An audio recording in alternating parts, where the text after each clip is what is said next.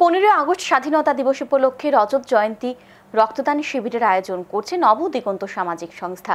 2001 সাল থেকে রক্তদান শিবির করে আসছে নবদিগন্ত সামাজিক সংস্থা।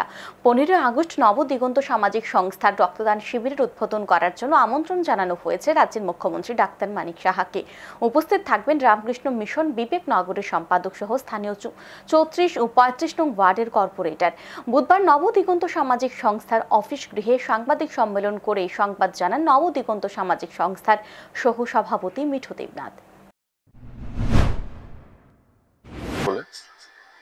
আমরা 15 আগস্ট 79তম স্বাধীনতা দিবসকে সামনে রেখে প্রতি বছরের ন্যায় এবছর আমাদের রজত জয়ন্তী রক্তদান শিবিরের আয়োজন করেছি। আমরা 2021 সন থেকে আমরা এই রক্তদান উৎসবের সূচনা করেছিলাম।